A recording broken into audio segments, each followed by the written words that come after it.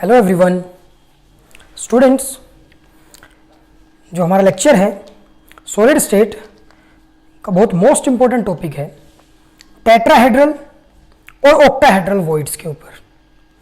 Voids क्या होते हैं ये सबको पता है। जब कंस्टिट्यूएंट पार्टिकल्स अरेंज होते हैं तो वो कुछ स्पेस छोड़ देते हैं बीच में, और जो स्पेस बच जाता है बीच में उन्हीं को हम वॉइड्स बोलते हैं, मींस खाली जगह। प्यारे बच्चों, ये हमने टेट्राहेड्रल वॉइड के लिए कॉलम बनाया हुआ है और ये ऑक्टाहेड्रल वॉइड के लिए। डायग्रामेटिकली और आपको प्रैक्टिकली ये मैं वॉइड्स बताऊंगा ताकि आपके दिमाग में ये बैठ जाएगा कि वॉइड एक्चुअली होता क्या है। तो देखिए स्टूडेंट्स, ये मैंने 4 कंस्टिट्यूएंट पार्टिकल्स लिए हैं। स्टूडेंट्स 1 2 3 एटम्स ले लिए। मान लो मैंने 3 स्फीयर है, ये मैंने ऐसे अरेंज कर रखे हैं सेम इस वे में 1 2 3 1 2 3। अब टेट्राहेड्रल वॉइड आप नाम किसको देते हो जब एक और लेयर, ये एक लेयर है, इस तरफ से देखो आप, एक लेयर है। जब मैं ये दूसरी लेयर इसके ऊपर रखता हुआ आऊंगा, भाई यहां भी कोई स्फीयर होगा, यहां भी यहां भी यहां भी, जैसे ये स्फीयर यहां आएगा तो जो ये नीचे वाला ये जगह है इसको हम बोलते हैं टेट्राहेड्रल वॉइड। देखिए स्टूडेंट्स, अब ये वॉइड टेट्राहेड्रल नाम क्यों पड़ा इसका? ये 4 स्फीयर्स के अंदर अटैच है। आप देख सकते हैं, मान लो ये लेयर है मेरे पास 1 2 3 से अटैच है वॉइड। जैसे ही 4th स्फीयर में लेके आता हूं तो ये जो टेट्राहेड्रल वॉइड है, स्पेस है, गैप है बीच में, ये 4 टोटल कंस्टिट्यूएंट पार्टिकल से घिरा हुआ है। इसलिए हम इस वॉइड को नाम देते हैं टेट्राहेड्रल वॉइड। अब आप इसको बोर्ड पे समझिए।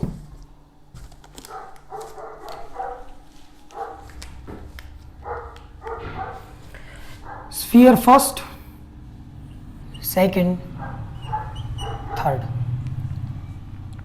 और ये जो ऊपर है जैसे मैंने आपको बॉल दिखाई थी 1 2 3, और ये सामने वाला चौथा स्फीयर है। देखिए अब इसको मैंने यहां पर रिप्रेजेंट किया है 1 1 2 2 3 3 1 2 3, और जो मेरा यहां पर इस स्फीयर का आउटलेट है, इसमें 3D में बता नहीं सकता हूं आपको, उसको मैंने नाम दिया है 4th। प्यारे बच्चों, और इसको भी मैं नाम क्या देता हूं 4th। आउटर स्फीयर है ये। इन 3 स्फीयर के ऊपर जैसे ही अलग लेयर का स्फीयर आता है, सो स्टूडेंट्स इसके बीच में जो वॉइड बनता है उसको मैं नाम देता हूं टेट्राहेड्रल वॉइड। अब आप यहां देखिए 1 स्फीयर 2 स्फीयर 3 स्फीयर। अब आप इसको ये मत मानिए ट्रायंगल के अंदर है, ये बाहर है, 3D ऐसे है 1 2 3, और इनका जब मैं बाहर आउटलेट लूंगा एक, इनसे चारों का बाहर जो पोर्शन आएगा उसको मैं ये नाम देता हूं। ये 4 टोटल स्फीयर से जुड़ा हुआ, इसलिए इसको हम बोलते हैं टेट्राहेड्रन।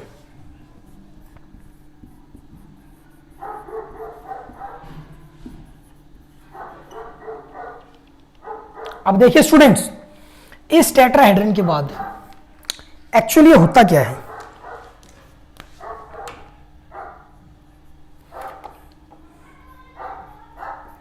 When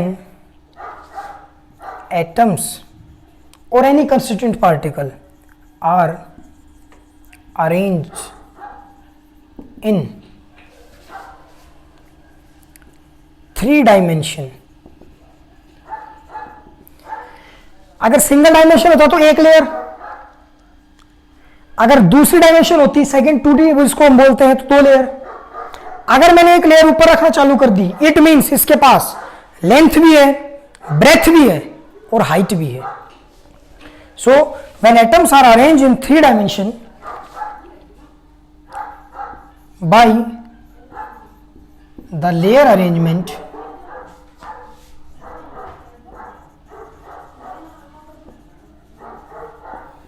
ए बी, जैसे इस लेयर को मैंने नाम दिया लेयर ए, इसको मैंने दिया लेयर बी, ए बी। अब जो अगली लेयर आएगी उसका स्फीयर यहां होगा, अगला यहां होगा। अब इस लेयर की जब नेक्स्ट फोर्थ लेयर आएगी उसका स्फीयर जस्ट इसके नीचे होगा। नेक्स्ट स्फीयर इनके डिप्रेशन में, मींस ये एक सर्कल है, ये एक सर्कल है, या ये एक स्फीयर है, या एक स्फीयर है। जब मैं बात करूंगा 3D की, अदरवाइज ये सर्कल है क्योंकि इसकी हाइट नहीं है, ओनली सर्कमफ्रेंस है इसकी।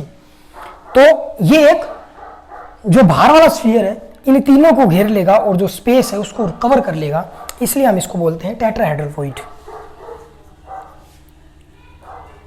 When the sphere of the layer which is above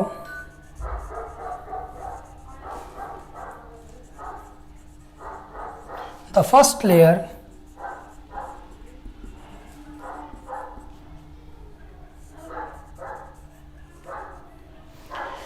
when the sphere of the layer which is above the first layer, ये स्फीयर जो नीचे वाली स्फीयर का लेयर है, जब ये उसको कवर करेगा, a void is obtained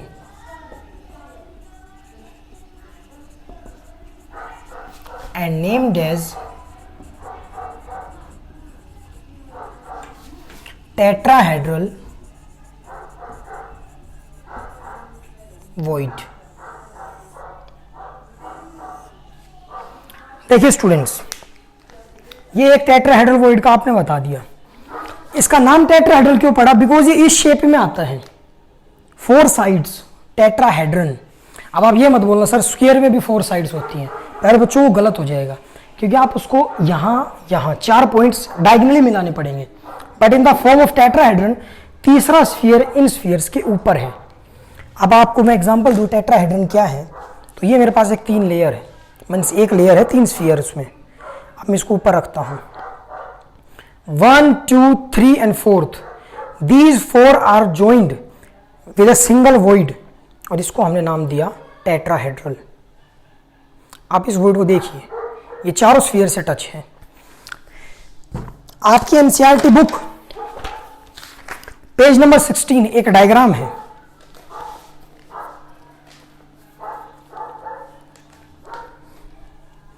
ये मेरे पास नीचे वाली लेयर्स हैं और ये मैं लेयर्स इनके ऊपर रखता हुआ आता हूं। तो स्टूडेंट्स होता क्या है इसमें, जब हम नीचे वाली लेयर, जो मैंने डायग्राम बनाया वो ये है प्यारे बच्चों, आप देखिए, एक स्फीयर, नीचे वाला 2 स्फीयर और तीसरा स्फीयर, जब इनके ऊपर एक स्फीयर आया ऊपर वाली लेयर का, तो ये टेट्राहेड्रल वॉइड बना है, जिसको मैंने बोर्ड पे इस रेड कलर से डार्क किया हुआ है। सेम यही है। अब ऑक्टाहेड्रल वॉइड भी आप यही समझ लीजिए। ऑक्टाहेड्रल वॉइड क्या है स्टूडेंट्स, जब नीचे वाले 3 स्फीयर ऊपर वाले 3 स्फीयर से कवर होते हैं तो वो 6 स्फीयर से टच होता है। पहली बात, this void is in direct contact of 6 spheres, so it is named as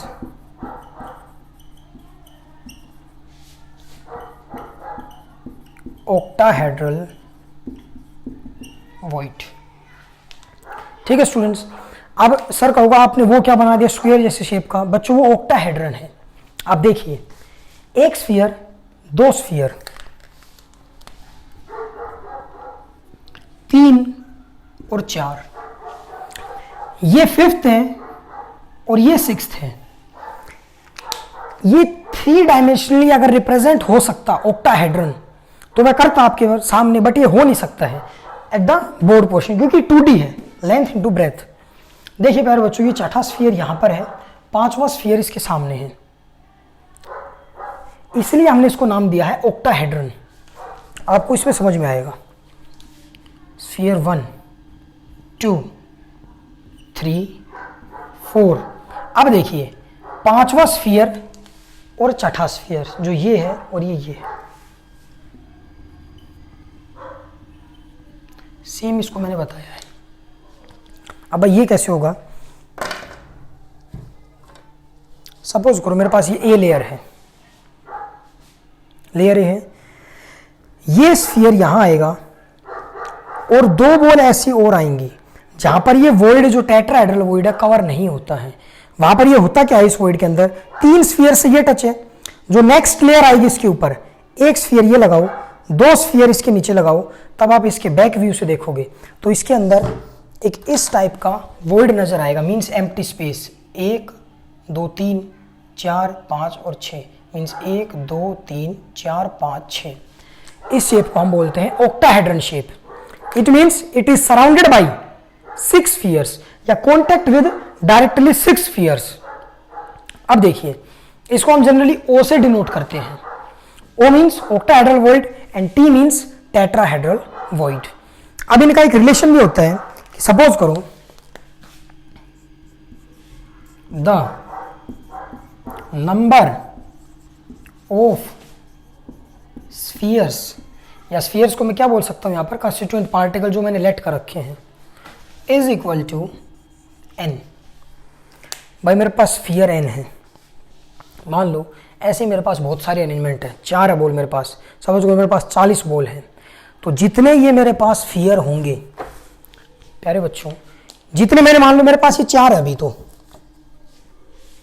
ऐसे 40 हो ऐसे 80 हो, तो जितनी n की वैल्यू स्फीयर्स की होगी, मींस जितने काउंटिंग में वो होंगे उतने ही ऑक्टाहेड्रल वॉइड बनेंगे और उससे दुगने टेट्राहेड्रल वॉइड बनेंगे।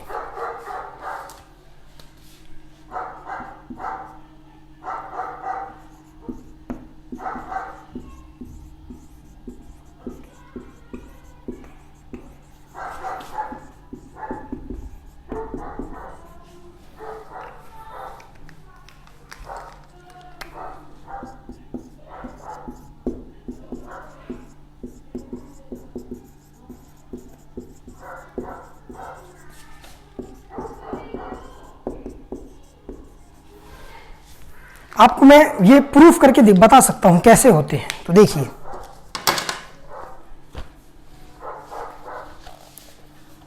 ये मेरे पास बुक है, ये ब्लर नहीं हो रही होगी, सही साफ आ रही होगी, बिल्कुल आप सबको दिख रही होगी। 1 2 3 4 5 6 7 8 9 10 ऐसे इसमें 5 है, इससे नीचे वाले में 5 है, इस ऊपर वाले में 5 है, ये 2D है बुक भी, तो इसमें ये भी 3D नहीं बता सकता। बट एनसीईआरटी ने क्लियर किया हुआ है प्यारे बच्चों, नीचे वाले को इसने फेड कलर से दिखाया हुआ है, फीके कलर से, ऊपर वाले को हाईलाइट किया हुआ है। अब देखिए टेट्राहेड्रल 1 2 3 4 5 6 7 8 9 10 11 12 13 14 15 16 17 18 19 और एक ही 20 आगे जो बनेगा, तो ऑक्टाहेड्रल वॉइड आपको 10 ही मिलेंगे यहाँ पर। 1 2 3 4 5 6 7 8 9 10। इट मीन्स जितने हमने स्फीयर लिए हैं, जितने भी हम टोटल स्फीयर लेंगे उतने ही आपके पास ऑक्टाहेड्रल वॉइड बनेंगे, और जितने मैंने स्फीयर लिए हैं उससे डबल मेरे पास टेट्राहेड्रल वॉइड बनेंगे। ये डायग्राम आप जरूर नोट कर लीजिएगा, और ये आपके सामने जो बिल्कुल गिवन है। स्टूडेंट्स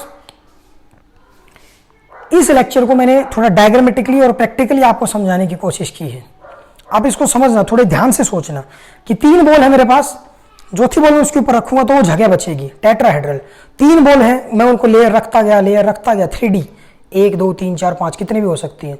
तो एक टाइम ऐसा आएगा 3 नीचे वाली बॉल 3 ऊपर वाली बॉल कोइंसाइड करेंगी, एक वॉइड बचेगा, उसको मैंने नाम दिया ऑक्टाहेड्रल वॉइड, और इसको नाम दिया मैंने टेट्राहेड्रल वॉइड।